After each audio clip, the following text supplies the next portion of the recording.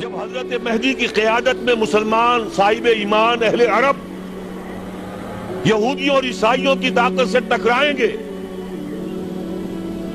تو ان کی مدد کے لیے دو جانب سے اللہ تعالیٰ کچھ بھیجیں گے مدد.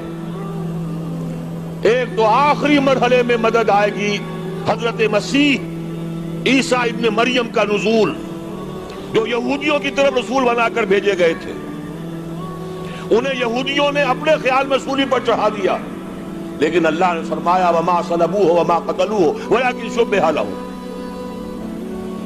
بل رفعہ اللہ الیہ. اللہ تو اپنی طرف اٹھا کر لے گیا. اور احادیث صحیحہ جو کہ ہمارے ہاں متواترہ کے درجے میں وہ احادیث جو صحیحین کی ہیں ان سے ثابت ہے کہ حضرت عیسیٰ ابن مریم دوبارہ زمین پر آئیں گے. اور یہودیوں کا سب سے بڑا سرغنہ جو خود مسیح ہونے ہی کا دعویٰ کر رہا ہوگا، مسیح الدجال، اسے حضرت مسیح قتل کرے. لیکن ایک دوسری حدیث سے معلوم ہوتا ہے کہ مشرق سے فوجیں آئیں گی حضرت مہدی کی مدد کے لیے. یخرجون ناس من المشرق یؤدون للمہدی یعنی سلطانہ. مشرق کی طرف سے فوجیں آئیں گی کہ جو مہدی کی حکومت کو مستحکم کرے. خراسان کا لفظ آتا ہے ایک دوسری حدیث میں. خراسان سے سیاہ عالم چلیں گے، انہیں کوئی نہیں روک سکے گا یہاں تک کہ وہ یروشلم میں جا کر رسم ہو جائیں گے. اور حضور کے زمانے میں اچھی طرح سمجھ لیجئے،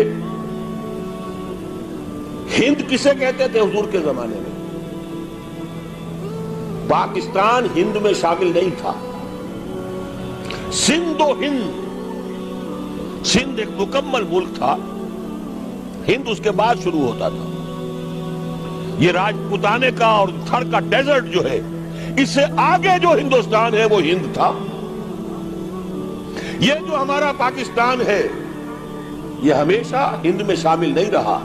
حضور کے زمانے میں بالخصوص سندھ و ہند، دریائے سندھ چلا آ رہا ہے.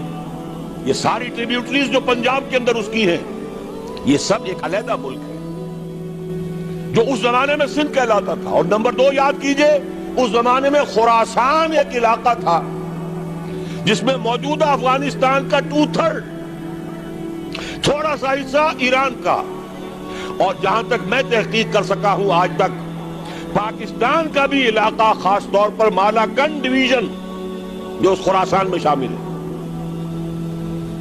خراسان سے سیاہ عالم چلیں گے جو جا کر یروشلم میں نصب ہوں گے. یہاں بھی ایک نقطہ نوٹ کر لیجئے، پہلے بھی یروشلم ہم سے چھینا تھا. کس نے چھینا تھا؟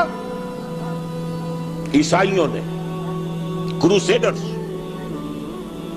واپس کون لیا؟ کس نے لیا؟ عربوں میں دم نہیں تھا. عرب عیاشیوں کی وجہ سے کھوکھلے ہو چکے. واپس لینے والا صلاح الدین ایوبی، کرد خون. اب دوبارہ یروشلم لیا جا چکا. چھینا کن سے گیا؟ عربوں سے. عرب واپس لے سکتے ہیں؟ کوئی اندیشہ اگر ہو سکتا تھا عراق کے بارے میں کہ شاید اس کے ایٹمک دانت نکل آئے، جو سازش کی گئی، جس طرح اس احمق اور پاگل صدام حسین کو دام میں پھنسایا گیا. 100 دام، 100 جال، دام کہتے ہیں جال کو، 100 دام اس میں جو پھنسا ہے تو اگلا پچھلا کھایا پیا سب اگلوا لیا. اور ہے ہی کون؟ اس کے پاس ایٹمک ہتھیاروں کا ذخیرہ موجود ہے، اور کسی کے وہ ایٹمک دانت بھی نکلنے نہیں دے رہے. پاکستان کے اوپر کتنا دباؤ، اور ہمیں نہیں پتا کتنا کچھ دباؤ قبول کیا جا چکا. یہ تو سبھی مانتے ہیں. کیپ کر دیا گیا، روک دیا گیا، آگے تو نہیں بڑھ رہا، یہ تو سبھی مانتے ہیں. رول بیک بھی ہو گیا یا نہیں کچھ پتہ نہیں.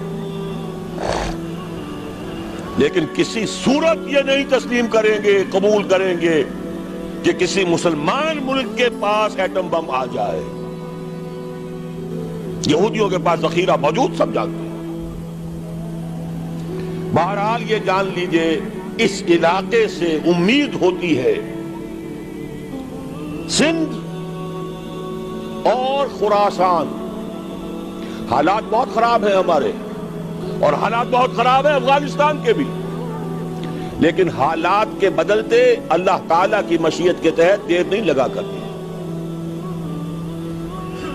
سیرت نبوی میں مجھے نظر آتا ہے سن 10 میں 10 نبوی ہجرت سے 3 سال پہلے، 2.5 سال پہلے،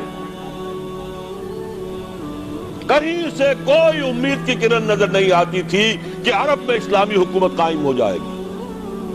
10 برس ہو چکے محمد رسول اللہ کو دعوت دیتے ہوئے، اور ابھی تک بمشکل 125 آدمی ہے.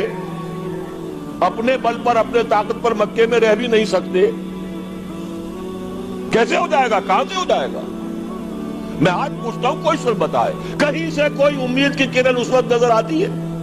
اس ماحول میں لے جائیے. اگلے 3 سال میں کیا ہو گیا؟ پہلے سال 6، اگلے سال 12، اس سے اگلے سال 72، اور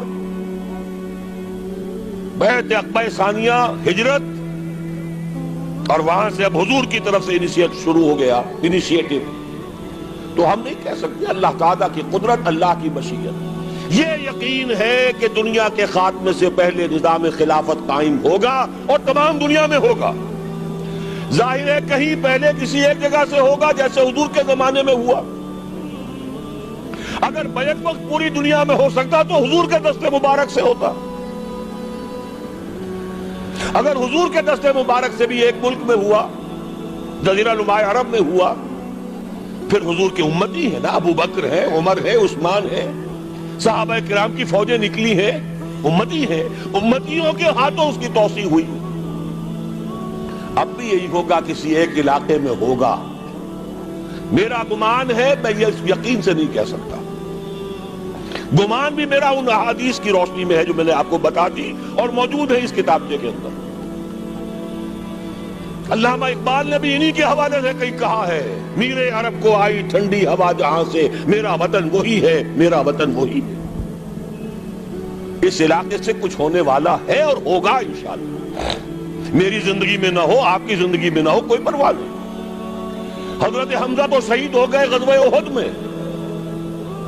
5 سال کے بعد حضور مکے میں داخل ہوئے ہیں فاتح کی حیثیت سے. حضرت حمزہ کی نگاہوں نے، ان آنکھوں نے تو نہیں دیکھا. عالم ارواح میں اللہ نے کیا مشاہدہ کرایا ہوگا انہیں، وہ تو ہمیں معلوم نہیں. بعض صحابہ شہید کر دیے گئے مکے ہی میں.